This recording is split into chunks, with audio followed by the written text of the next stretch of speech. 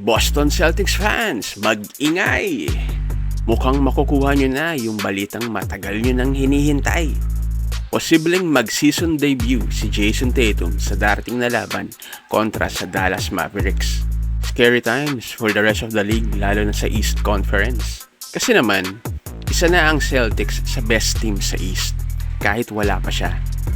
Well, actually, it's complicated at this point. Kasi kapag bumalik si Tatum, pwedeng mas lalo pa silang lumakas. Or posible din naman mag-create ito ng problem that the Celtics haven't had all season. We'll get to that in a bit. Balikan muna natin kung paano nangyari ang lahat. Late last season, nagkaroon si Tatum ng ruptured Achilles tendon. Isa to sa pinakaseryosong injury sa basketball. Not just because of the pain, but because of what it does to explosiveness, mobility, and lateral movement. Kaya historically, kapag Achilles ang injury, matagal talaga bago makabalik ang players. Well, mga similar players na nagkaroon ng same injury tulad ni Kevin Durant.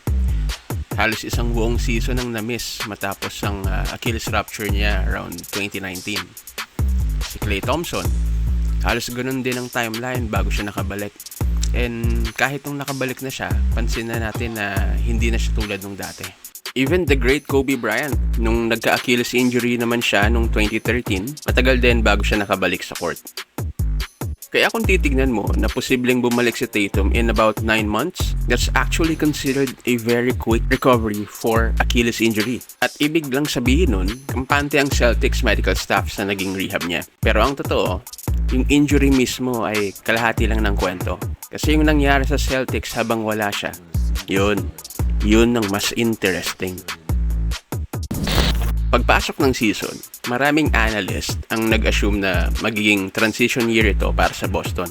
Hindi lang dahil injured si Tatum, but because the Celtics also broke up parts of their championship core. Matapos manalo ng title noong 2024, Boston made 2 surprising moves this offseason. Nandyan yung tinrade nila si Jrue Holiday papuntang Portland. Si Kristaps Porzingis naman napunta sa Atlanta, bahagi ng salary reshuffle. 2 malaking piraso ng championship team yon. Si Holiday, isa sa best defensive guard sa liga. Si Porzingis naman, isa sa original unicorn, kilala sa kanyang rim protection at stretch 5 spacing. Kaya nung nawala silang dalawa, akala ng karamihan, kahit ako included, magkakaroon ng temporary reset yung Boston this year. Pero hindi yun yung nangyari. Nanatili ang Celtics sa itaas ng standings sa East Conference. Solid pa rin ang defense. Maganda ang ball movement. At may sistema sila na nagbigay ng chance sa ibang players na mag-step up. Kaya, imbes na gap year, parang ganito ang magiging scenario. Isang contender na posibleng biglang magkakaroon pa ng superstar mid-season. Pero sa totoo lang, hindi ganun kasimple ang pagbabalik ni Jayson Tatum. Hindi lang to tungkol sa rotation. Kahit nga si JT mismo nag-admit na napaisip siya kung dapat ba talaga siyang bumalik ngayong season. Bakit ka mo? Kasi kahit wala siya, nakabuo na ng identity ang Celtics. And the team has been winning. Sa mga interview niya, sinabi niya na minsan iniisip niya araw-araw na kapag bumalik siya, paano siya mag-a-adjust sa team na 50 hanggang 60 games nang nakapaglaro nang wala siya. Lalo ngayon, nagtatrive ang Boston Celtics. At ang malaking dahilan doon, si Jaylen Brown. Habang wala sa Tatum, si Brown ang naging clear leader ng Celtics. Siya ang main scorer, siya ang closer sa crunch time. At siya rin yung nagsiset ng emotional tone ng team. At ang interesting dito, kasi ilang taon na rin isang malaking tanong to about sa Boston Celtics, diba? Sino ba talaga ang alpha? Tatum ba?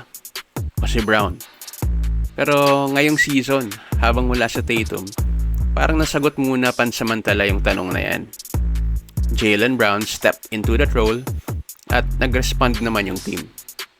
Kaya ngayon, ang challenge ng Boston, hindi talent. Kasi obvious naman na malaking upgrade kapag bumalik sa Tatum. Ang tunay na challenge ngayon, balance.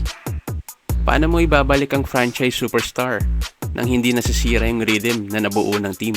Magandang problema yan. Pero problema pa rin na kailangang solusyonan.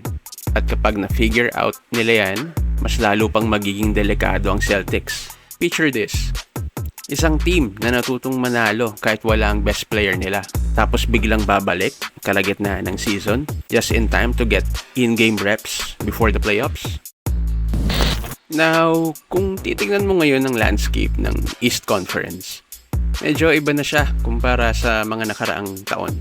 Ngayon, ang mga teams na madalas binabanggit as contenders, number 1 ang Detroit Pistons. Of course, Boston Celtics, dyan yung New York Knicks, and lastly yung Cleveland Cavaliers. For Detroit, maraming nagulat sa naging performance nila this season. And syempre, andyan din ang Philadelphia 76ers bilang dark horse. Pero ang ceiling kasi nila nakadepende pa rin sa health ni na Joel Embiid at Paul George. Meanwhile, teams na tulad ng Toronto at Orlando, may ibubuga naman. Kaya nilang manalo, kaya nilang mang-upset. Pero dahil bata pa at inconsistent, maraming analyst ang hindi pa kumbinsido na kaya nilang gumawa ng deep playoff run. Kaya maraming teams sa liga ang nakatingin ngayon sa Boston. Kasi hindi lang nila na-survive ang pagkawala ni Tatum. Posibleng pumasok sila sa playoffs na biglang kumpleto uli ang contender roster nila. Pero syempre, hindi ibig sabihin na babalik si Jason Tatum. Automatic, magiging perfect agad ang lahat. Tricky ang Achilles injuries. Kahit makabalik ka ng maaga, may adjustment period pa rin. Explosiveness, timing, game rhythm, lahat ng yan kailangan pang bumalik. Kaya, ang tunay na tanong ngayon, hindi lang kung kailan babalik si Jason Tatum. Ang tanong ay, anong version ni Jason Tatum ang babalik?